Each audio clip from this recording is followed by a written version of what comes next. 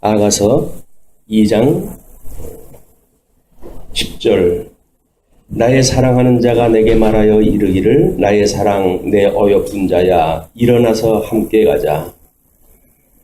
겨울도 지나고 비도 그쳤고 지면에는 꽃이 피고 새가 노래할 때가 이르렀는데 비둘기의 소리가 우리 땅에 들리는구나. 무화과 나무에는 푸른 열매가 익었고 포도나무는 꽃을 피워 향기를 토하는구나. 나의 사랑 나의 어여쁜 자야 일어나서 함께 가자. 바위 틈 낭떠러지 은밀한 곳에 있는 나의 비둘기야 내가 내 얼굴을 보게 하라. 내 소리를 듣게 하라. 내 소리는 부드럽고 내 얼굴은 아름답구나. 네, 우리 10절부터 14절까지의 내용은 고통스러운 상태에 놓여져 있는 자신을 데려가라고 권하는 장면을 좀 노래한다. 이렇게 우리가 제목을 잡아놨고요. 그래서 선민자손의 번창과 번성과 항쟁, 그 중에 자손의 번성과 실현이라고 하는 그런 내용으로 그 내용을 한번 살펴보기로 했어요. 우리가 구원이라고 하는 것을 구원이라고 하는 그 역사적으로 해가지고는 이스라엘 백성들이 애굽에서 400년 동안이나 지금 종노릇을 하고 있는 것이고, 이것은 실체적으로 해가지고 우리가 죄 아래 종노릇하는 것이고, 둘째 아담이신 예수님으로 인해 가지고 우리가 이제 구속을 받는 이런 그 내용에 대해서 구약 신학적으로 출애굽을 하나님께서 시키심으로 해가지고 자유를 주는 겁니다. 종의 신분에게 자유를 주는 그런 그 장면이니까 과연 우리는 자유로운지요? 우리의 신앙생활은 정말 자유롭습니까? 이 자유롭다고 하는 그 이야기를 불교에서는 우리가 일반 그 삶 속에서 번뇌를 하고 이렇게 했을 때 그 번뇌로부터의 해탈을 이제 그 교리로 삼는 것이 불교의 그 교리예요. 그럼 이 번뇌가 왜 생기는가? 그 사람들이 이거를 아집, 집착 이런 것부터 이제 만들어진다는 겁니다. 자기가 가지고 있는 것을 꼭 쥐고 놓지 않으려고 하는 집착으로부터 이게 만들어지는데, 이게 다른 표현으로 이야기를 한다면 죄의 종이 되어지고 있다는 거예요. 우리가 뭔가 집착하는 것이 우리의 주인이 되어져 가지고 우리가 마땅히 통치해야 될 대상인데도 불구하고 그것의 종이 되어져 가지고 이 집착으로부터 우리는 우리가 여기서 심한 번뇌를 하고 고통을 살아가게 되어지는 거거든요. 근데 이거로부터 스스로 해결할 수 없다고 하는 것이 여지껏 인생, 인류 역사에서 나타난 증거라고 보여집니다. 어떤 걸로도 이것이 해결할 수 있는 방법이 없는데, 일단 애굽에서 종노릇을 하고 있기 때문에 애굽으로부터 출애굽을 시켜야, 거기서부터 끌어내야 애굽의 모든 고통으로부터는 일단 노임을 받는 거거든요. 그 노임을 받는 거가 우리가 은혜의 엄청난 동기라고 이렇게 이야기를 하는 것이 이제 구속사라고 이렇게 이야기를 했어요. 그러면 이 은혜의 동기를 유발하는 이 은혜의 감격, 이 은혜라고 하는 것은 죄가 많은 곳에 은혜가 많다고 이렇게 보통 우리가 이야기를 하죠. 죄가 많은 곳에 은혜가 많다라고 하니까는 어디라고 똑같은 인간이 6자 몸뚱어리 가지고 있는데 그 인간이나 저 인간이나 다 똑같은 죄인이죠. 누구라고 해가지고 그 흙으로 만들어 놓고 저주 가운데 있는 인생이 깨끗할 까닭이 있습니까? 이게 다 죄의 덩어리들인데. 근데 죄가 많다라고 하는 그 이야기는 사실은 죄의 깨달음의 문제예요. 우리가 죄를 얼마나 많이 깨닫는가에 따라서 은혜의 감격이 커진다는 겁니다. 여기 소위 1만 달란트 탕감받은 사람들의 예예요. 1만 달란트. 1만 달란트라고 하면 어마어마한 돈의 그런 탕감을 이야기를 하고, 이걸 예수님께서는 예수 그리스도 하나님 성자 하나님이 친히 우리들의 제물로 돌아가심으로 해가지고 증명을 해낸 그 일이기 때문에 우리가 죄에 대해서 얼마나 고통스럽게 생각을 하고 정말 싫다. 나도 내가 싫다. 이럴 정도의 죄에 대한 아주 우리들의 심각한 어떤 그 성찰이 있지 않냐면 우리는 죄로부터 자유를 받았다고 하는 그 이야기는 그냥 형식 논리에 지나지 않습니다. 그냥 구원받지 못할 인생이 구원받았다 라고 하는 단순한 논리에 빠져가지고 구원의 은혜만을 우리가 이야기하려고 하는데 철저하게 여기 죄의 문제를 들여다보지 않고는 안 돼요. 근데 우리 교회가 너무 죄에 대한 것을 강조하고 하다 보면 사람들이 길을 못 피니까 이 죄보다는 은혜 쪽의 거를 자꾸 이야기하다 하고 그렇게 해서 우리는 죄로부터 구원을 받았다고 그러는데 내가 무슨 죄가 있지? 사람이 그래요. 그래가지고 내가 나같이만 살라고 그러나 내가 무슨 죄가 있냐 이렇게 이야기하다 하는데 죄덩어리라고 하는 그 죄의 어떤 이 주관을 갖다 하는 죄의 권세 아래 우리가 놓여져 있기 때문에 우리가 죄의 이 권세 아래 얼마나 솔직하게 반응하고 있는가에 따라서 우리는 이것이 싫기도 하고 좋기도 하고 그럴 거예요. 만약에 대한민국에 사는 사람들이 대한민국의 모든 국가 체제에 대해서 싫다고 생각을 하지 않으면 이민 갈 이유가 없죠. 이민 간다고 하는 그 이야기는 너무 싫다. 이 인간 사는 게 이건 도대체 사는 것도 아니고 내가 정말 다른 나라 가가지고 좀 무한한 나의 그런 그 소망을 이루어가며 살리라 라고 하는 것이 이민이에요. 경제적인 이유든 사회적인 이유든 정치적인 이유든 다 마찬가지로 우리의 현재 있는 체제로부터 벗어나고자 하는 일들이거든요. 우리가 외정 36년 동안에 있던 우리들이 김년 3월 1일 정말 만세를 부르고 했을 때 얼마나 많은 사람들이 만세를 불렀을까. 이거는 탄압 속에서 탄압이라고 하는 그것, 우리 어떤 주권을 상실한 백성들이 그런 국가의식이 있는 사람들이 만세를 부를 때 그것은 사실은 유의한 겁니다. 그렇지 않으면 다른 사람들은 앞집이 개똥녀 아빠가 나가니까는 같이 따라간다든지 친구 따라가가지고 깃발 들고 흔들 사람들이 흔들이 아닐 거예요. 이것이 과연 우리의 이 정체성이 뭐냐 라고 하는 나의 문제는 이 나라고 하는 그런 거를 우리가 자아라고 이렇게 이야기를 하는데 이 자아라고 하는 그 이야기는 결국 스스로에 대한 정체성이 무엇인지 파악이 돼요.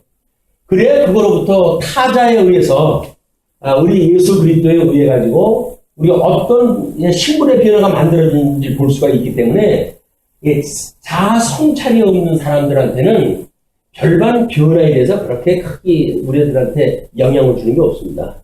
다만 입에 들어가는 음식, 기름진 음식이 되어지게 되면 그걸로 해서 히히 호호 이렇게 우리가 하면 살아갈까 그렇게 어떤 사상적인 문제나 근본적인 죄의 문제나 이런 것들을 별로 신경치가 않아요. 이런 사람들이 만약에 죄에 대한 것이 뭔지를 모르는 사람들이 다른 사람을 용서한다고 하는 그런 그 개념은 뭘까요? 용서할 수가 없습니다. 이게 100데나리온 빚진 자에 대한 그 탕감받은 자의 반응의 역사였어요.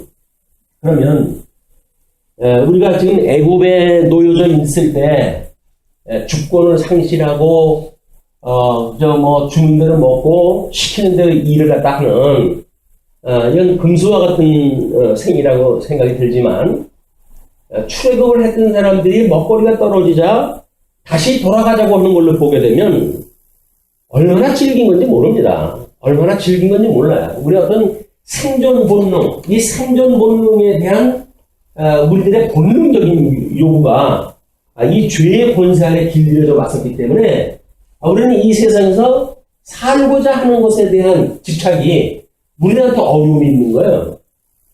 그러니까 우리 직문직답을 하시는 그 논리를 보게 되면 그걸 네가 왜 고민을 했다고 하냐? 네가 고민한다고 해결될 수가 있냐? 해결될 수가 없습니다. 그럼 해결될 수 없는 걸 뻔히 알면서 거기 왜 집착을 하고 사냐? 나 버려라 그 이야기예요. 그래도 사회생활을 갖다 하고 가정을 우리가 꾸리고 사는데 그 사람들이 나무라라 할 수 있지 않습니까? 근데 네가 그걸로 걱정한다고 해가지고 해결될 수는 있는데 없지요. 그 없는 거 보냐면서 그걸 왜 그래? 그럼 밀어놓은 거 아니야? 할 수 있다고 생각이 들었을 때 그 뭐 노력을 갖다 하든지 그런 걸까? 될 수 없는 걸 뻔히 알면서 뭐 집착을 갖다 하고 집단에는 뭐 가족을 사랑하느니 가정을 사랑하느니 라고 하는 이유를 대는데 그거는 너 편하자고 하는 이야기지 결코 그게 다른 사람한테 아무런 영향력도 없어. 어떻게 보면 그분의 이야기는 아주 냉혹하기 짝이 없어요. 뭐 출가를 하신 사람이니까 출가를 하신 분이기 때문에 물론 이 집착에 대한 거는 많이 훈련이 되신 분이죠. 그걸 놓는 것이 훈련된 분이에요. 아니 뭐 그 가족 관계를 끊고 출가를 하신 분인데 뭐 연연해가지고 이 속세에 연연해가지고 그것 때문에 고민을 하고 그러겠어요. 이분들의 고민은 자기의 내면 세계의 이 아픔들이거든요. 도대체 내가 왜 이 세상에 대하여 집착을 갖고 살아가게 되어지는가?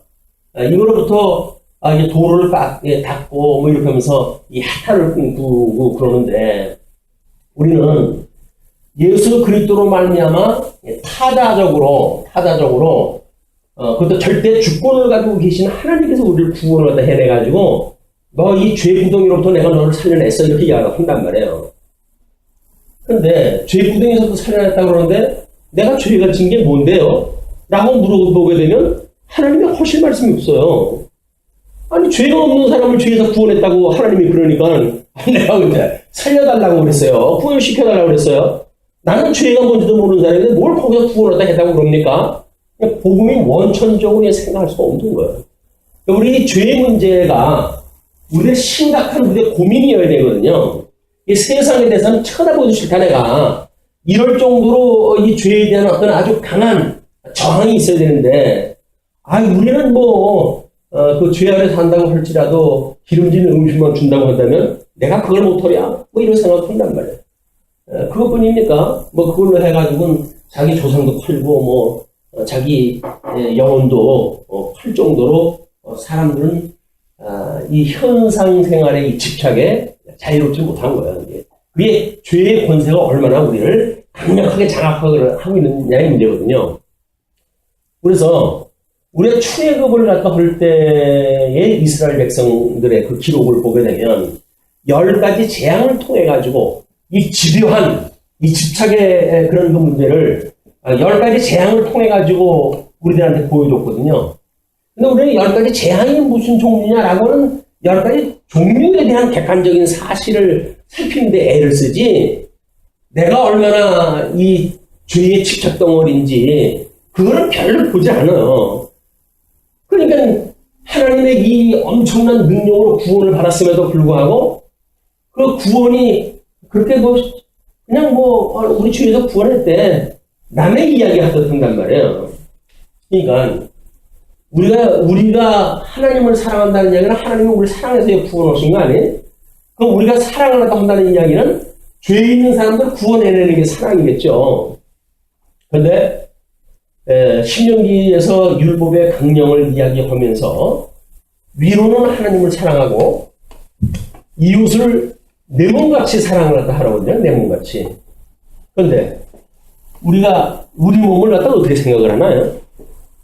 그저 하루 세끼 먹으면 그게 만족하다고 여겨지는 것만큼의 몸뚱아리를 가지고 지지를 사랑한다고 한다면 그건 바깥에 나가지고 구제해주는 걸로 끝나야 돼 그냥. 내 몸이 그걸 원하는 몸인데 그럼 거기서 내 몸같이 사랑을 하라고 그랬으니까 우리가 여기서 하려고 한다면 율법주의는 율법주의 수준만큼 사랑할 것이고 여기서 무슨 사상을 가지고 있든지 자기 사상만큼 이웃을 사랑하면 사랑할 거예요. 그런데 이거는 하나님의 구원의 역사하고는 전혀 상관없는 사랑의 모습들이거든요.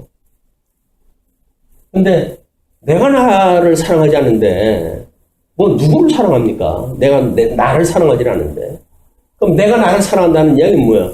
이 죄로부터 구원을 했으면 하나님의 사랑을 깨닫는 거 아니겠어요? 근데 우리는 그 사랑에 대해서 별반 감격이 그렇게 크질 않다. 그냥 다른 사람이 모르는 뭐 논리 체계를 우리가 가졌고 세계관을 구축이 되어졌고 성경관을 가졌고 뭐 이런 걸 가지고 우리는 위로가 되어지는데 그걸 몇 번 가지고 있으면 모르나요? 이 죄의식 어디로부터 구원받았는지에 대한 원천을 우리가 모르고 있다고 한다면 이것이 아마 오늘 아가서에서 보여주는 이 출애굽의 문제라고 보여집니다. 지금 사랑하는 사람이 이제 그 언약 자손의 번성과 항쟁이라고 그래가지고 그 2장 10절에 대해서 2장 10절에서부터 14절까지 이제 본문을 소개를 해드렸는데 결국은 우리들이 지금 여기서 이 죄의 구덩이, 이 죄의 종으로 타고 있는 우리들에게 하나님께서 때가 되어져가지고 우리를 갖다 구원을 다 하셨다는 이야기인데 이 때가 이르기까지 400년이라고 하는 기나긴 그런 그 세월 동안 4대에 이르도록 백성들이 남의 나라에 주권을 상실하는 상태에 종의 형편으로 살아갔다고 한다면 아마 그건 천연한 거예요. 천연한 거예요. 우리는 외정 때 잠시 다른 데 부역을 했든지 돈 많은 집에 무슨 머슴으로 살았든지 한 해 할 수 없어가지고 그 집 머슴들을 이렇게 했는데 돈 좀 벌고 보면 그거 아니라고 해가지고 신분 세탁을 하고 그러잖아요. 나는 우리 집에는 머슴이라는 걸 모른다.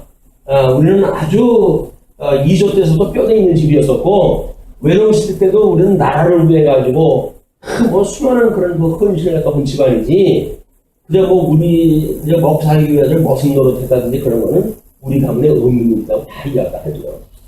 과거 통상을 그런 식으로 하는 거예요. 그러니까는 이런 현실 세계 속에서 있는 그런 그 모습은 또 다른 죄의 종이거든요. 머슴으로 있다고 하는 신분을 속일 수밖에 없는 죄의 권세에 또 그냥 다른 양상을 드러날 뿐이에요. 그런 사람들이 그 인간의 어떤 그 갑질을 갖다 하는 모습들을 보게 되면 똑같아요.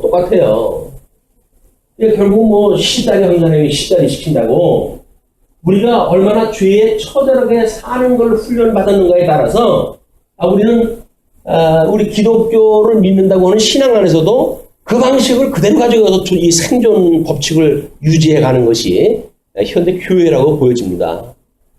비극이에요. 교회의 비극. 이 죄로부터 구원을 받았다고 그러면서도 우리 죄의 이 교회 생활도 하는데 결국은 자기가 그걸 주관을 했다 하는 죄의 주관자 자리에 있어가지고 모든 사람들을 죄 구덩이 속에다 집어넣고 애굽의 종로로 타는 거 이상으로 여기서 집어 누르고 그래가지고 뭔가를 자기의 목적을 달성해 가고자 하는 것이 지도자들, 소위 지도자들의 역할 아닙니까? 예수님 오셨을 때 사내들인의 그 사람들이 자기네들 나름대로 하나님을 사랑한다고 그러죠. 근데 그 이웃 사랑하는 걸 보게 되면 전부 정죄하면 사랑하는 것들입니다. 너희들이 그렇게 율법대로 살지 않아가지고 하나님의 백성이라고 할 수가 있냐? 라고 해도 맨 정죄를 갖다 하면서 살아가는 것이 사내들인의 종교 지도자들의 역할이었어요. 백성들은 이 정죄를 면하고자 해가지고 가진 노력을 다 했던 겁니다. 가진 노력을 다 했어요. 예수님이 와가지고 수고하고 무거운 짐자들아 다 내게로 와. 내가 너희를 쉬게 하리라. 그래가지고 이 정죄로부터 사죄를 선언을 하신 거 아니에요? 사죄를. 그러니까 얼마나 우리가 그 사내들인의 그 종교 지도자들 아래서 종교적으로 또는 문화적으로 얼마나 우리가 정말 그래 애답게 살았는가 라고 하는 판단이 없으면 거저준다라고 하는 내가 너를 살려줄게 라고 하는 그 반응에 보일 게 뭐가 있어요. 여기서도 나 불편함이 없습니다. 주님이 와가지고 살려준다는데 저 여기서 좀 살아있어요. 또 산다고 하는 거 별로 관심 없습니다. 이렇게 이야기하는 것이 그때 유대인들의 반응이었단 말이에요. 근데 이게 그냥 그때 당시에 특별계시의 기록으로만 남아져 있는 것인가? 오늘날 소위 예수를 믿는 성도들한테는 막 그런 것들이 해결된 상태로 살아가는가? 이 문제는 끊임없이 우리 죄에 대한 문제를 들여다보고 이 죄를 우리가 성령의 소욕을 가지고 있고 육체의 소욕을 가지고 있는 것이 중생이라고 이렇게 이야기를 했잖아요. 그러면 우리들이 이 육체의 소욕에 대한 이 육체의 소욕에 대한 성령의 소욕의 어떤 그 말씀으로 깨닫게 되어지는 새로운 새 생명을 얻은 성령의 소욕으로 해가지고 거슬리는 작업이 있어야 되는데 성령의 소욕이 육체의 소욕을 과연 거슬리는가 우리가? 아주 뭐 심각한 거라고 한다면 눈치채겠죠. 대부분은 눈치채지 않는 소욕들이에요 다. 이게 나라니까요 이게. 그러니까 우리가 죽었던 우리가 살아났다고 한다고 하면 이 육체의 소욕으로부터 성령의 소욕의 변화에 끊임없는 소망을 가지고 있어야 되거든요. 우리들 모든 기도인 이거에 올인되어지는 겁니다. 우리 이 죄로부터 우리를 구원해 주세요. 제발 나 좀 살려주세요. 내가 죄 구덩이 속에서 죄의 종로로 타고 정말 내 심사가 괴롭습니다. 라고 하는 걸 우리가 고백을 갖다 하고 하나님 앞에 소망의 인내를 가지고 끊임없이 강구하다 하고 하면서 조금씩 아주 조금씩 뭐 예수 믿고 수십 년을 살아가면서 수십 년 동안 한꺼풀 벗겨내는 일이 이 일인데 그게 우리들한테 정말 어떤 각고의 또는 뼈를 깎는 이런 아픔을 느끼면서 과연 가는가. 그게 아니라 이런 게 형식론이라도 여기서 이미 이동됐어요. 이동됐으니까 이제는 우리가 가지고 있는 주님께서 주셨던 이 자유, 그걸 우리가 이 육체의 기회로 삼자. 이러고 살아가는 게 우리 일반적인 삶이란 말이에요. 우리는 죄 가운데 있으면서 사실 죄라고 하는 걸 인식을 못하고 살아가니까 죄라고 하는 걸 인식을 못하는 것이 100데나리온 이 빚진 자를 용서해 주지 못한다고 하는 거는 뭐 남이니까 그러다고 칩시다. 근데 이제는 1만 달란트 탕감받았던 내 영혼이 100데나리온 빚진 자에 대한 이 죄를 별로 몰라요. 그럼 이거 용서 못 해주죠. 내가 나를 용서 못하는 나를 가지고 살아가는 것이 우리의 모습이란 말이에요. 근데 무슨 거기 구원의 종교고 기독교고 뭐 성령의 역사고 이런 걸 이야기를 할 수가 있겠어요. 아가서를 통해 가지고 지금 그 사랑하는 사람이 불러내고자 하는 400년이나 이렇게 죄 가운데 있던 거를 하나님께서 이제 모세를 통해 가지고 이제 그들을 불러내실 터인데 그 불러내셨을 때에 이 심각한 여기 술람미라고 하는 여인이 과연 목동을 사랑하는 그런 그 마음을 가지고 그쪽으로 가려고 하는 그런 마음이 얼마나 강한가 이런 그 내용들을 우리가 한번 살펴봐야 될 거예요 이제 여기서. 그리고 그런 그 사항을 솔로몬은 어떻게 심리학적인 표현으로 이제 그려냈는가 이런 그 내용이기 때문에 그렇습니다. 이제 14절까지는 일단 목동의 아름다운 초대의 노래를 회상하는 내용으로서 시각, 후각, 청각에 호소하는 이 봄의 노래는 사랑에 빠진 동서고금의 모든 사람들에게 친근한 공감대를 형성한다. 그 이야기는 뭐예요? 그냥 해 아래에 있는 사람들에게 자연스러운 이야기다 그 이야기예요. 여지껏 죄라고 하는 것에 아주 강력한 그런 메시지가 있는 것이 아니라 겨우 혼내는 얘기가 그냥 동서고금을 막론하고 누구든지 목합풍적인 그런 아름다운 그림을 그리고 살아가는 것이 인생이라고 보는 거니까 지금 이 아가서를 통해 가지고 절실한 하나님의 사랑을 뭔가 표시하다 하려고 하는데 겨우 여기서는 택자나 불택자나 공이 받을 수 있는 그런 은혜, 일반 은혜에 머물러져 있는 이 안타까움이 있단 말이에요. 이거로부터 우리가 극복을 한다 해내는 일, 이것이 특별 계시로서의 우리가 이제 어떤 외줄타기가 시작이 되어지는 겁니다. 특별 계시를 인해 가지고 해석이 되지는 아니하고 일반 계시적인 동서고금을 막론한 목가풍적인 어떤 그런 그 뉘앙스를 가지고는 그 문제가 해결이 안 되기 때문에 그렇습니다. 그냥 이 일반 계시적으로 보여졌던 그 사랑은 특별 계시라고는 렌즈를 끼고 봤을 때 그것이 잔인한 잔인한 사울이라고 그렇게 이야기하잖아요. 새로운 봄이 됐을 때 동토가 녹아나고 거기서 새싹이 움트고 정말 생명이 약동하는 그런 그 시기이기도 하죠. 그러나 그 겨울에 기나긴 겨울을 갖다 이겨냈던 생명이라고 하는 그거는 수어적으로 이루 말할 수가 없는 거예요.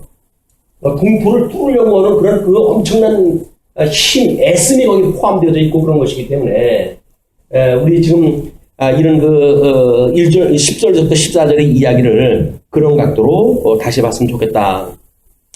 자, 이제 그런 출애굽 사건을 2장 10절에 일어나서 함께 가자. 그걸 출애굽이라고 그렇게 설명하다 했어요. 그래서 술람미를 찾아와 창으로 엿보던 목동이 드디어 입을 열어 봄의 기운을 맞아 약동하는 자연 속으로 이끌어내고 있다. 이건 이제 심리학적인 표현이 그렇다는 이야기입니다. 특히 히브리어 원문상 본절은 대명사를 동반한 두 개의 명령문을 통해 초청의 강도를 높이고 있다. 그리고 일어나서는 술람미가 사모의 정으로 인해 지쳐 있었던 점을 염두에 둔 표현이다. 하나님의 사랑을 막연하게 잊어버리고 있을 때, 뭐 절실하게 뭐 그렇게 되어진 것이 아니라 그냥 그렇게 아무런 이제 뭐 정말 움직이기조차 못할 정도로 만신이 녹아나고 이젠 죄의 종류로 타성이 되어져 가지고 이젠 뭐 그냥 시킨 대로 하고 돈이나 먹고 살지. 유튜브에 공공자라고 하는 그거를 11월 4일까지인가 무료로 개방을 하다 영어가 있어요. 그걸 한번 봤어요.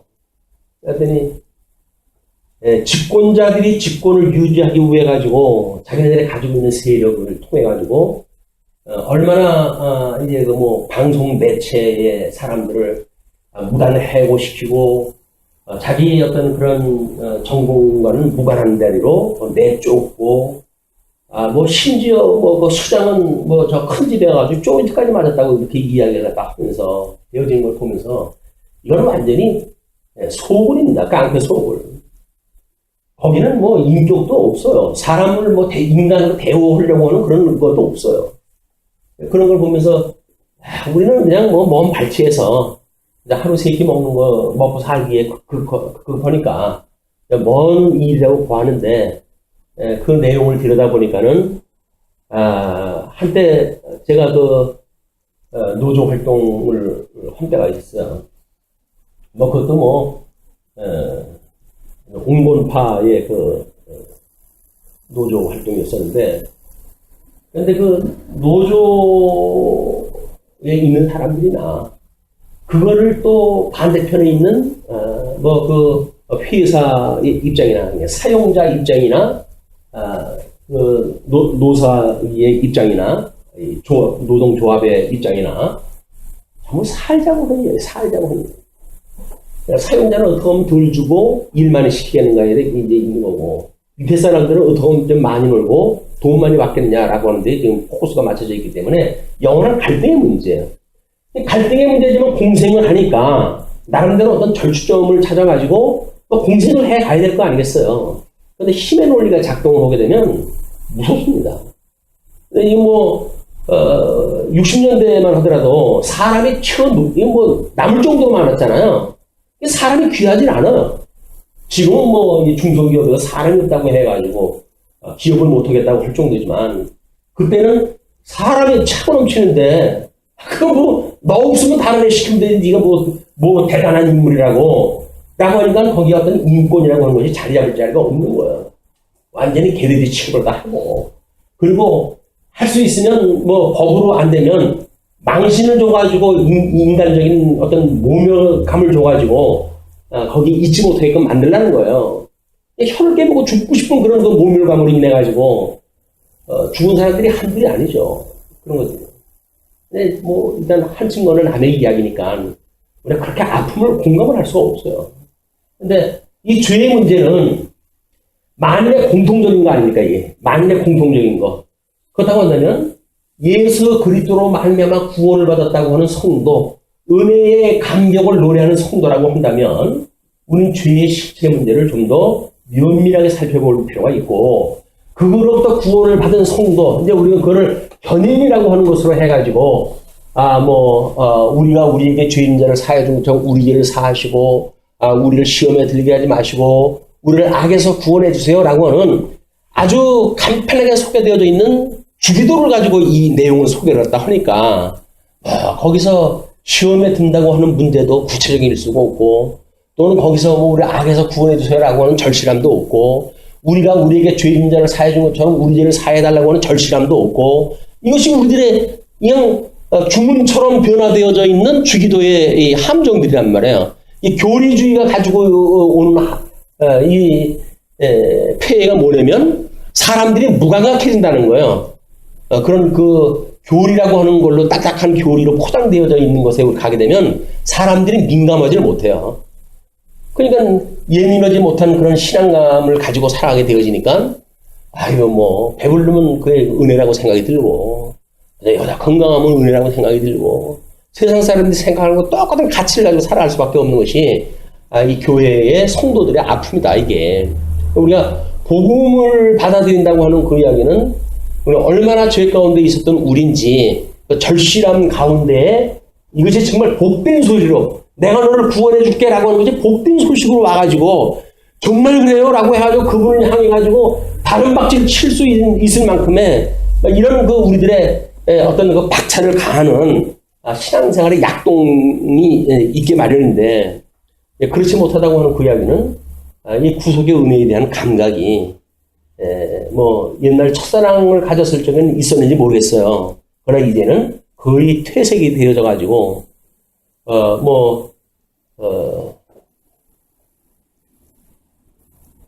친구 안에 사람 친구 안에 뭐 요즘 그런 그 용어들이 나오잖아요. 그러니까는 그냥 오랜 생활에 그냥 훈련되어져 가지고 살아온 그냥 그런 그 연을 가지고 우리가 살아가는 이런 것이 소위 세상 사람들이 이야기하는 사랑의 개념으로 이해하다 하니까 우리 교회에서도 구원에 대한 이야기 이걸 반복을 하게 되면 맨날 그놈의 죄 얘기만 해가지고 사람 기를 죽이고 그러냐 이렇게 이야기를 하는데 이게 복된 소식이라고 한다면 들으면 들을수록 좋은 거 아닌가요? 들으면 들을수록 좋은 거 아닌가요? 단순 반복된다고 할지언정 하루에 골백 번씩 사랑의 메시지를 우리가 듣는다고 한다면 그게 좋은 거 아닌가요?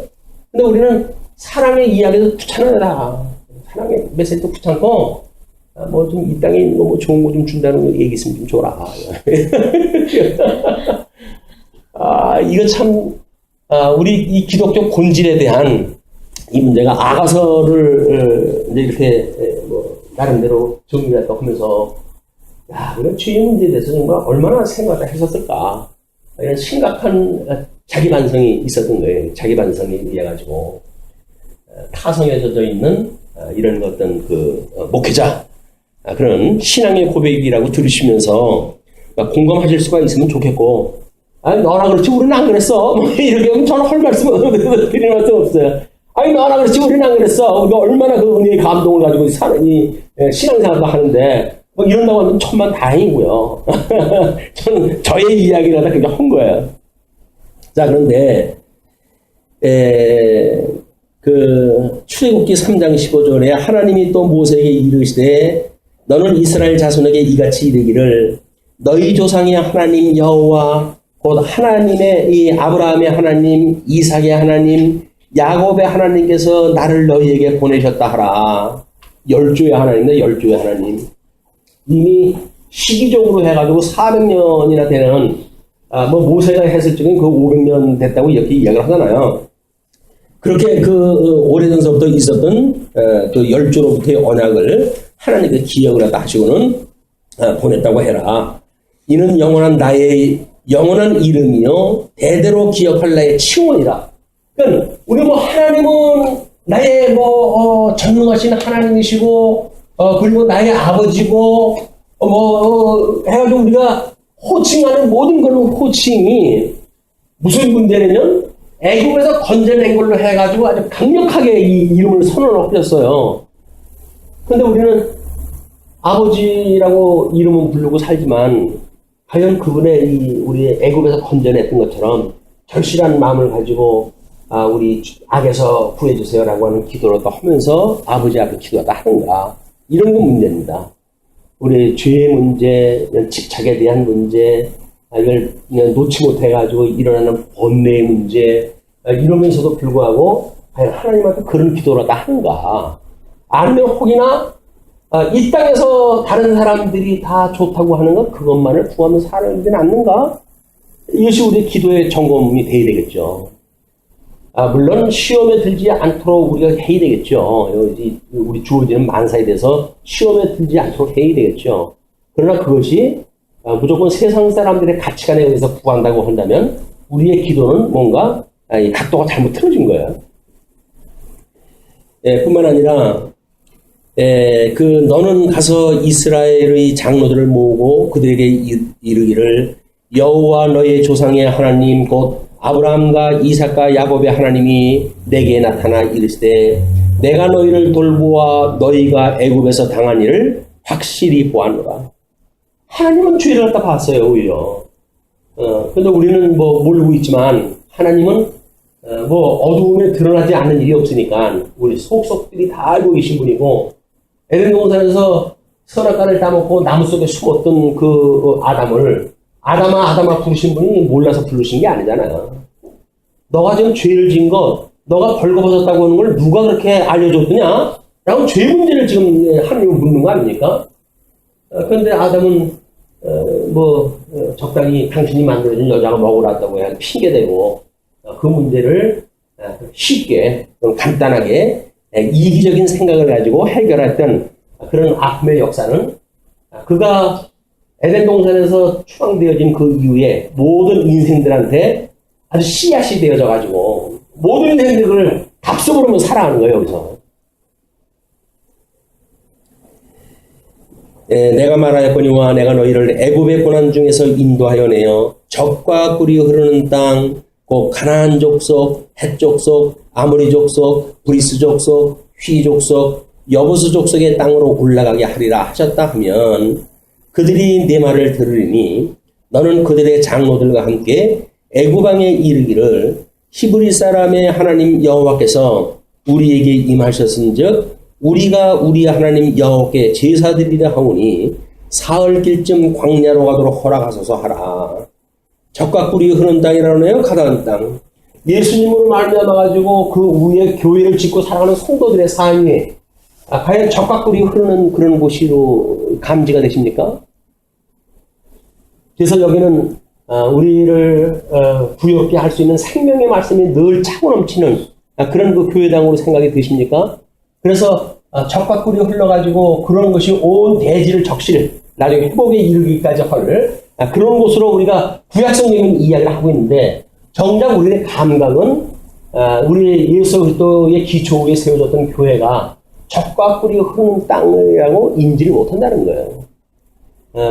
교세를 보니까 몇 명이 모여가지고 그렇게 하면서 참 답답하고 참 언제나 다른 사람들한테 내놓으라 할 수 있게끔 와 보라 이렇게 해가지고 자랑 삼아 교회 생활도 할까, 그런 생각이 늘 우리를 갖다 뭔가 한쪽 구통이 남아있는 것 같아요. 말씀이 좋다 그러는데 왜 교회가 그래? 그런 걸로 해가지고 그런 그 이야기에 대처할 그런 기록도 없고, 조금 그래도 어느 정도만 되면 그래도 할 수는 있겠는데, 이건 너무 형편이 안 됩니다, 주님. 변명도 할 게 있어야 하지요, 주님. 이렇게 생각하신다고 한다면 우리는 젖과 꿀이 흐르는 가나안 땅에 들어온 게 아니에요. 여전히 강야 생활에 머물러 있거나 아니면 이걸 소망으로만 바라보고 있는 그런 과정이 있는 것으로 보여집니다. 그러나 내가 아노니 강한 손으로 치기 전에는 애굽 왕이 너희가 가도록 허락하지 아니하다가 내가 내 손을 들어 애굽 중에 여러 가지 이적으로 그 나라를 친 후에야 그가 너희를 보내리라. 우리 주의라고 하는 것이 금방 우리들한테 우리 자아가 이게 사실은 바로입니다. 바로. 우리 스스로의 자아가 바로라고요. 바로가 이 집착을 갖다 놔주려고 그러겠어요? 죽지 않으려면 이거 안 놔줘요. 내가 어떻게 이게 큰 내 자아인데, 내 정체성인데 이걸 내가 왜 놔줘? 내가 자아를 갖다 굳게 하죠. 이것이 그 나라를 친 후에 이적으로 해가지고 친 후에야 그가 너희를 보내리라. 이거를 고백을 갖다 하고 하나님 앞에 내 자아를 죽이고 정말 진정한 새로운 피조물로서 하나님 나라의 백성으로 살아간다고 한다면 그때 우리는 이 자아를 놓게 된 거예요. 우리 이 집착을 놓게 된 거예요. 불교에서 오매불망 그렇게 원했던 해탈을 우리는 이루게 되어진 거란 말이에요. 내가 애굽 사람으로 이 백성에게 은혜를 입히게 할지라 너희가 나갈 때에 빈손으로 가지 아니하리니 여인들은 모두 그 이웃 사람과 및 자기 집에 거류하는 여인에게 은폐물과 금폐물의 의복을 구하여 너희의 자녀를 꾸미라. 너희는 애굽 사람들의 물품을 취하리라. 물론 이쪽에 사는 것이 육신을 가지고 살아가죠. 그럼 이걸 계시의 도구로 해가지고 어떻게 하신다고요? 이 땅을 여전히 계시의 도구로 주시겠다는 거예요. 이걸 가지고 우리가 중생이 되어진 거예요. 그러니까 여기는 광야 생활에 필요한 이 옷가지로 해서 광야 생활에 필요한 어떤 의식주의 문제로 해서 이걸 하나님께 주신 거지. 이것이 우리의 목적이 아니란 말이에요. 이게 목적이면 이 광야 생활에 이걸 길쌈을 내고 이걸 하겠죠. 근데 그게 아니니까 우리는 광야 생활을 할 때 길쌈도 매지 아니하고 그리고 뭐 먹거리도 우리가 농사를 지어 먹지는 않잖아요. 그냥 하늘에서 내려준 거 주워 먹고 사는 게 광야 생활의 우리들이란 말이에요. 근데 우리는 여기서 이 세상에 가지고 나온 것이 다 쓰고 버릴 소모품인데 이 소모품에다 올인을 또 하는 바람에 형제요 자매요 뭐 한다고 하는 우리들이 대적으로 한번 살아가는 것이 우리들의 아마 교회 신앙생활이 아닌가 이렇게 한번 생각을 해봤습니다. 그러면서 2장 11절을 보시게 되면 이제 거기에 겨울도 지나고 비도 그쳤고 겨울이 그 음울하고 추움으로 식물의 성장이 멈추고 그 모든 활동이 제한받는 계절이다. 이제 목가풍적인 표현은 그렇다 그 이야기예요. 근데 여기에서 과연 우리가 어떤 시련 또는 시험의 때인 애굽의 종으로 됐던 그걸 우리가 감지를 갖다 해내는가 그런 그 이야기예요. 이 고난의 때라는 이야기거든요. 지금 물론 겨울도 지나가고 이제 새봄이 온 것 같아요. 근데 그 새봄은 아직도 동토는 두껍고 우물 피기에는 아직도 시기가 안 됐어요. 그랬을 때 우리는 이제 새벽이 가까우게 되면 더욱 어둡다고 이렇게 이야기를 하죠. 이런 일들도 모든 역사도 마찬가지입니다. 극만한 하나님의 때가 이룰 때에 한 때와 두 때와 반 때라고는 아주 강력한 우리한테 감지의 그 사인을 보내주시는 게 하나님의 섭리거든요. 근데 우리는 믿었더니 대략 조건이 나빠지네 라고 해가지고 그걸 인간적인 방법으로 해결하려고 하는데 그건 때가 이미 갖고 왔다는 거예요. 거기서 주님 이제 때가 됐군요. 저는 여기서 저로서는 어쩔 수가 없군요. 저는 두 손을 다 놔야 되겠군요. 라고는 하나님께서 우리한테 집착을 포기하게 하시고 해서 끝까지 밀고 들어가신 거예요. 근데 하나님께서 밀고 들어갈 만큼 버팅기면서 안 놀라고 집착을 갖다 안 놀라고 그러니까 인생이 괴로운 거예요. 그래서 하나님께서 한 때와 두 때와 반 때에 어떤 절실한 사인을 보내신다고 한다면 주님 이젠 정말 주님의 때가 가까웠군요. 그러면 저를 편히 쉬게 하소서 라고 해서 두 손을 놓고 쉴 생각을 해야 되는데 우리는 죽어도 두 손 안 필라고 하잖아요. 죽어도 이걸 그냥 두 손을 움켜쥐고 가지고 우리 임종 때 가면 뭐라 그래요. 그 두 눈을 쓰다듬고 기도를 하면서 손을 주물러 가면서 뭐라 그래요. 마음 피고 가세요. 마음 피고 가세요. 두 손 피고 모든 세상 정신 걱정 다 내려놓고 마음 편하게 가세요. 이제 당신이 가는 곳은 우리 주님이 왕노릇하는 곳이기 때문에 세상에서 근심 걱정했던 거, 고통 느꼈던 거 다 잊어버리고 살 수 있을 만큼 좋은 곳이랍니다. 세상에서 고생한 걸만 해도 족하니까 이제는 손 피고 마음 풀고 그러고 가세요. 마음 풀고 마음을 푼다고 하는 그 이야기는 뭡니까? 모든 가지고 있던 그 갈증, 애증 그럼 놔버리라는 이야기예요. 세상에 있던 걸 놔버리라 이제. 근데 우리는 예수님과 함께 죽었다고 신앙 고백을 그러잖아요. 신앙 고백을 예수님과 함께 죽었다고 그러는데 두 손을 꼭 쥐고 우리는 예수를 믿지. 두 손을 꼭 쥐고 이거 놓지 않으리라. 내가 붙은 건 놓지 않으리라 해가지고 예수를 믿으니까 이것이 계시의 도구가 아니라 애굽에서 가져온 것이 계시의 도구로 주어진 것이 아니라 우리의 목적이 돼버리고 만 거예요. 이것이 신앙생활의 실체를 우리가 깊이 들여다보는 훈련이 필요한 이유라고 보여집니다. 자, 이제 그렇게 하고 거기에 이제 사도행전 7장 6절 말씀을 인용했다 했는데 하나님이 또 이같이 말씀하시되 그 후손이 다른 땅에서 나그네가 되리니 그 땅 사람들이 종으로 삼아 400년 동안을 괴롭게 하리라. 그게 그 자체가 그냥 거기서 밥 먹고 그냥 시킨 대로 일하고 주권도 없이 살았고 그랬던 것이 인생 다 그런 거지 라고 살았는지는 모르지만 이거는 괴롭게 했던 일이에요, 이게. 근데 우리는 괴로움을 우선 잊어버리려고 그러잖아요, 여기서. 고통을 잊어버리는 방법을 가지고 우리는 그렇게 살아가려고 그래요. 고통을 고통으로 느껴져야 이 구원의 의미를 사모할 텐데 여기서 주는 그 고통을 우리 어떻게 참여를 걸어가지고 인생이다 다 그래. 너나 할 것 없이 다 그래. 일반화시키는 거예요. 그런 것들을 일반화시키고 그래가지고 그 죄의 문제를 자기 죄로 보진 않고 모든 우리들의 죄야. 너나 할 것 없이 우리가 다 그러고 살지. 라고 일반화시키기로 해가지고 이 은혜의 감격을 우리가 스스로 포기하게 되어지는 이런 반복음적인 삶을 우리가 살게 되어진다는 거죠. 근데 그거를 400년 동안 괴롭게 하리라 하시고 또 이르시되 종 삼는 나라를 내가 심판하리니 그 후에 그들이 나와서 이곳에서 나를 섬기리라 하시고 할례의 언약을 아브라함에게 주셨더니 그가 이삭을 낳아 여드레 만에 할례를 행하고 이삭이 야곱이 우리 12조상을 낳으니라. 12조상으로부터 시작되어졌던 그런 그 일에 대해서 소개했다 했습니다. 그러면서 거기에 12절 그 후반절에 11절 후반절에 비도 그쳤고라고 얘기해야 돼. 비도 그쳤고 이 봄에 물론 하나님께서는 그 해동을 시키기 위해서 이제 봄비를 내리신 거 아니겠어요? 그냥 기온으로만 잘 안 녹습니다. 봄이 돼가지고 비를 내려줘야 봄비에 의해 아주 동토가 이제 녹고 그러는데 활동하기는 되게 어려운 그런 그 시기죠. 아침형으로 춥고. 근데 그런 고통 속에서 비가 그쳤다는 거예요. 지금 이제 때가 찼다라고 거기다 주 부제를 갖다 달아놨어요.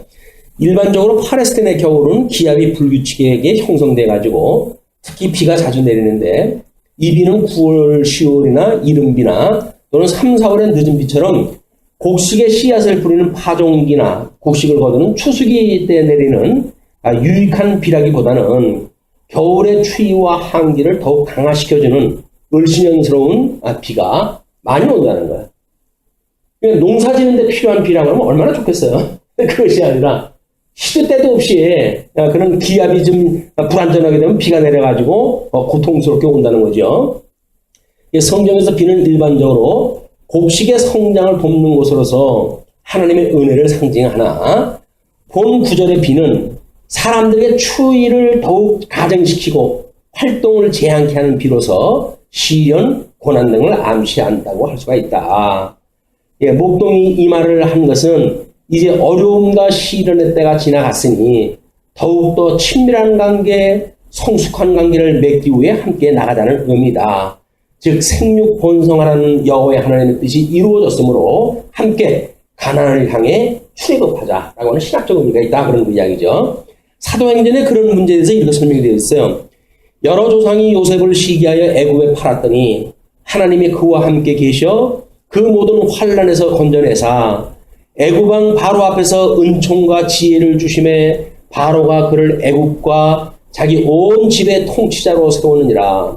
그때의 애굽과 가나안 온 땅에 흉년이 들어 큰 환난이 있을세 우리 조상들이 양식이 없는지라 야곱이 애굽에 곡식이 있다는 말을 듣고 먼저 우리 조상들을 보내고 또 재차 보내되 요셉이 자기 형제들에게 알려지게 되고 또 요셉의 친족이 바로에게 드러나게 되니라.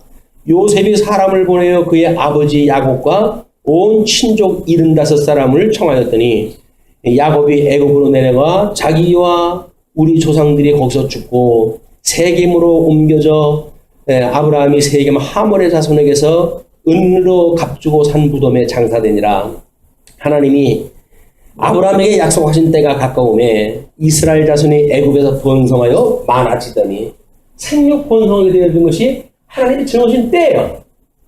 이미 열조에게 언약하셨던 그 복과 나라를 주셨는데 자손 언약, 생육 번성이라고 하는 그거를 애굽에서 종로로 탈 때 그걸 주셨다는 거예요. 그거는 우리 에덴 동산에서 추방당한 그 인생들이 여기서 우리 아담이 이제 이 아담으로 말미암아 우리가 출생되지 않습니까? 그러니까 뭐라 그래 우리가 죄 중에 잉태되어지고 죄 중에 출생되었다 이렇게 고백을 한단 말이에요. 그러니까 이런 걸 이제 보여주기 위한 이 일입니다. 번성한 것이 죄 가운데 번성을 한 거예요. 종로로 털 때 본성을 갖다 시키셨어요. 그 이야기는 끊임없이 너희들이 죄 가운데 있는 사람들이야. 너희들은 죽었던 인생들이야. 이런 걸 강조하기 위해서 이런 역할을 하게 하는데, 뭐, 우리는 우정을 부정하려고 그러죠. 나는 그래도 좋은 가문에서 태어났고, 이런 어쩌고저쩌고 해가지고 이야기를 하는데, 죄 가운데 출생되어진 거는 똑같은 게 모든 인생들이. 요셉을 알지 못하는 새 임금이 애굽 왕위에 오르매 그가 우리 족속에게 교활한 방법을 써서 조상들을 괴롭게 하여 그 어린아이들을 내버려 살지 못하게 하려 할세. 그렇게 출생되어진 인생들을 그저 뭐 남자아이들은 태어나면 다 죽여라 라고 명령이 떨어진 이런 그 가운데에 생육번성을 하나님께서 여전히 그 해가시는 모습을 보게 되죠. 자, 그러면서 12절을 보시게 되면 지면에는 꽃이 피고 새가 노래할 때가 이르렀는데 비둘기의 소리가 우리 땅에 들리는구나. 우리 목가풍적인 시문학적 표현 자체는 아름답게 우리한테 들려요. 예, 지면에는 꽃이 피고라고 했던 그런 그 이야기를 겨울에 춥고 암울했던 시기, 시련과 고통의 시기가 지나고 꽃들이 피는 화사하고 신선한 새로운 시절이 왔음을 뜻한다. 이것은 6월절을 통한 출애굽 사건으로서 예표론적으로 성도들의 시련의 시기를 뚫고 그리스도 안에서 새 생명으로 거듭나게 됨을 암시한다. 그러니까 새로운 그 씨앗을 심어가지고 그것이 동토를 뚫고 새로운 씨앗을 이미 어떤 열매로 이게 출생되었다는 이야기는 출애굽을 인해 가지고 새로운 피조물이 되어졌다는 이야기예요. 예수 그리스도로 말미암아 이 사망의 구덩이로부터 우리가 구원받았다는 이야기는 새로운 피조물이 되어집니다. 새로운 피조물. 우리들의 정체성은 새로운 피조물로서의 정체성으로 이제 환치가 돼야 돼요. 그게. 근데 여전히 세상에 살았던 것이 우리들의 어떤 그 정체성이라고 이야기를 하게 되면 우리는 새로운 피조물로서의 가치를 인정하지 않는 것이 돼버리고 만다. 그 이야기죠. 뿐만 아니라 새 노래할 때가 이르렀는데 이것도 마찬가지로 앞에 그 문장처럼 시각적인 아름다움이 이제 앞에 문장이 지면에는 꽃이 피고라고 하는 그것이 시각적인 아름다움을 나타낸 것이라고 한다면 본 구절은 청각으로 들리는 노래의 즐거움을 나타낸다.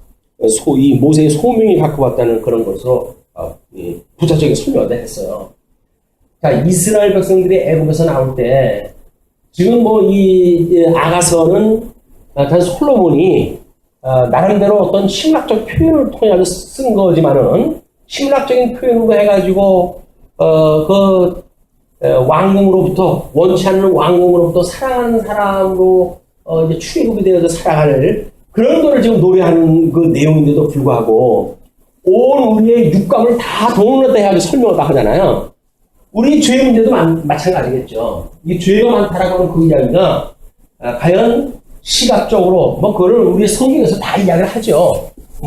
그걸 육신의 정욕 또는 그 안목의 정욕 그 다음에 이생의 자랑라고 하는 전 문화의 영역을 가지고 이게 우리를 공격해온다고 하는 걸 성경은 말을 했다 해요. 근데 성경에서 이걸 풀어가지고 설명을 하려게 되면 끝도 없고 한도 없잖아요. 그러니까는 귀 있는 자는 들을지어다라고 해도 간단하게 해놓은 거예요. 그러면 성경을 강론하는 자들이 알아가지고 설명하겠지. 하나님께서 감동을 줘가지고 성경 강론을 듣는 사람들은 평생 들을 거니까 라고 하나님께서 이걸 아주 압축적으로 요약하다 해가지고 이걸 설명하다 하신 거거든요. 성령의 감동이 없으면 우리들이 지금 이거 있다는 거는 모르는 거예요. 여기서 이거는 아담에게 지금 미혹을 했다 했을 때도 이 사건이고 이스라엘 백성들을 통해 가지고 가뭄과 또는 거기에 이 전쟁과 또는 질병과 이런 걸 통해서 줬던 것도 결국은 이 공격이었거든요. 예수님 오자마자 삼직에 대한 시험을 다 해오는데 이거 아닙니까? 바로 우리 손지직에 대한 거 떡으로 해가지고 사람을 먹었는데 예수님은 말씀이라고 해가지고 손지직을 이야기다 하시고 성전에서 뛰어내리라고 이야기다 하는데 성전에 뛰어내려 성전은 하나님 앞에 제사 드리는 곳이지 자기 명예를 위한 곳이 아니잖아요. 물론 이생의 자랑도 마찬가지입니다. 나에게 절을 갖다 하면 세상을 다 준다고 그러는데 만왕의 왕 되신 주님께서 뭐가 아쉬운 게 있다고 이 사단에게 절을 갖다 해가지고 그걸 받겠어요. 우리 주님께서 그렇게 하셨단 말이에요. 그리고 지금 승천해가지고 우리 주님께서는 성령을 보내주셔가지고 지금 이걸 우리한테 계시로 주신 거 아니겠어요? 그럼 성령께서 이 말씀을 주신다는 그 이야기는 뭡니까? 끊임없이 우리들로 하여금 이걸 알게 해가지고 깨닫게 하시고 이 교훈과 책망과 바르게 한과 의로 교육해가지고 우리를 온전케 하시기 위해서 이걸 다 해가신다는 거 아닙니까? 오늘 끊임없이 하나님 보호자 우편에 계신 우리 하나님 앞에 온전케 하시는 그분을 바라보고 살아가는 것이 우리의 삶인데 그분을 바라보는데 뭘 바라봐요? 어떤 TV에 그 프로그램을 봤더니 아주 그 야외에 좋은 저택이더라고요. 그걸 지어놓고 여자 배우가 혼자 살아요 거기서. 그러면서 이제 프로에 나왔어요. 근데 거기서 많은 시간을 뭐로 보내니까는 멍 때리면서 보낸다고 그러더라고요. 멍 때리면서. 햇살 그 전면을 갖다가 그냥 유리창으로 만들었으니까 따사로운 햇빛이 들어오고 그 아름다운 초목들이 보이고 그리고 들어넣어가지고 멍 때리는 거예요. 그냥 멍 때리는 온전케 하는 주시는 걸 바라보는 것이 멍 때리는 걸까요? 그냥 그냥 알아서 하십시오. 그냥 이런 멍 때리는 걸까요? 구체적인 우리가 기도가 필요한 겁니다.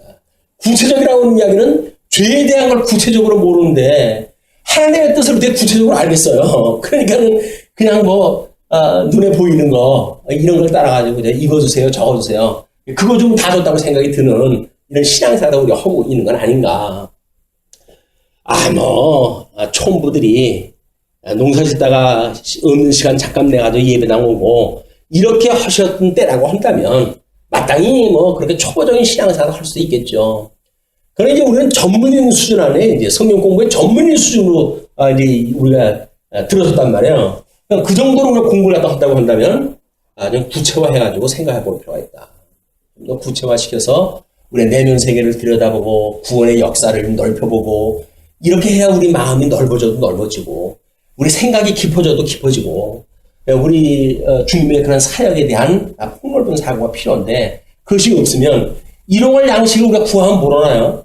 성경 구절 그냥 하나만 외워본 게 성경 구절인가요? 그걸 가지고 온 세상 만사를 다 해석을 해내야 그게 일용할 양식인데 일용할 양식 그러니까 한 구절도 우리는 상관이 없어요. 그 한 구절만 가지고도 우리 이 성령의 소욕에 이끌림을 받아가지고 우리 육체의 소욕에 있는 것들을 많이 들여다볼 수가 있고 그렇게 되어진다고 한다면 일용할 양식으로 충분한 거죠. 그게. 그런데 참 만만치는 않습니다. 저도 이거 만만치 않아요. 방구의 소리가 우리 땅에 들리는구나. 방구는 팔레스틴의 철새인데 일반적으로는 산비둘기로 알려졌다고 그렇게 이야기를 합니다. 이새는 팔레스틴 지역에 옴으로써 그것에 봄이 도래했담을 알려준다. 이게 철새인 거죠. 따라서 봉구절 역시 겨울에 춥고 우물한 시기가 지나고 만물의 소생하는 생명의 시기가 도래됐음을 강조적으로 표현하는 것이다. 이렇게 이야기를 합니다. 더 강조적으로 표현하는 이야기는 이제 어떻게 이런 때를 분별하는 것이 말씀을 가지고 징조를 보고 이렇게 하지만 직접적으로 하나님께서 선지자를 보내가지고 이제 적극적 사역을 할 때 더 분명히 드러나겠죠. 뿐만 아니라 13절 무화과 나무에는 푸른 열매가 익었고 무화과는 뽕나무과의 그 나무인데 팔레스틴 여러 지역에 이제 자생을 하는데 성경에서는 에덴 동산으로부터 언급될 정도로 그 역사가 깁니다. 1년에 2번 열매를 맺는데 그 첫 열매는 3월경 맺어가지고 6월경에 성숙을 하고 둘째 열매는 첫 열매가 성숙하는 동안 그 나무에 또 맺혀 8, 9월경에 익는다고 이렇게 이야기를 하죠. 무화과는 식용 또는 약용으로 사용되어졌고 봉구절의 푸른 열매는 3월경에 맺혀서 익어가는 열매를 말한다. 우리가 아가서를 1편, 2편 나눠놨잖아요. 1장과 2장으로. 1장에 준하는 그 푸른 열매를 우리가 연상을 하시면 될 것 같아요. 그래서 한편 이곡보에 해당하는 하나같은 향기를 낸다. 냄새를 내다라는 뜻으로서 무화과가 점점 성숙해가면서 향내를 풍기는 것을 암시한다.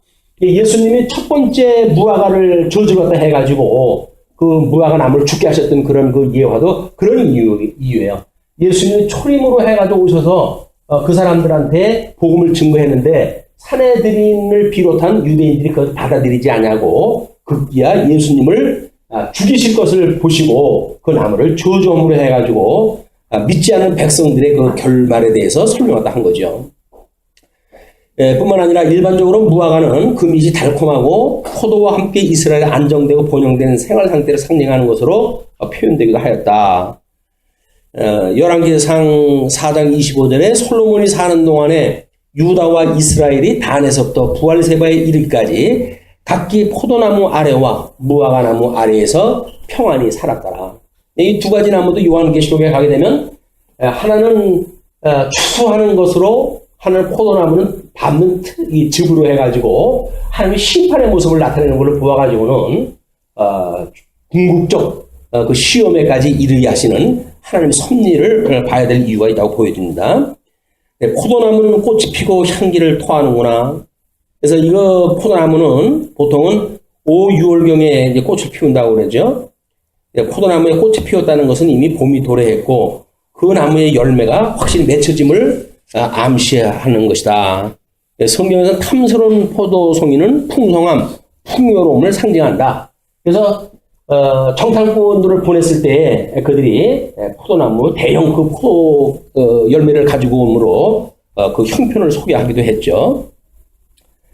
사도행전 7장 22절 길게 설명이 되었지만 빨간 글씨 부분을 보시게 되면 그들의 말이 누가 너를 관리와 재판장으로 세우느냐 하며 거절하던 그 모세를 하나님은 가시나무 떨기 가운데서 보이던 천사의 손으로 관리와 속량하는 자로서 보내셨으니 이 사람이 백성을 인도하여 나오게 하고 애국과 홍해와 광야에서 40년간 기사와 표적을 행하였느니라. 그래서 모세를 보내가지고 구체적으로 구원의 사역이 시작되어졌다는 거죠.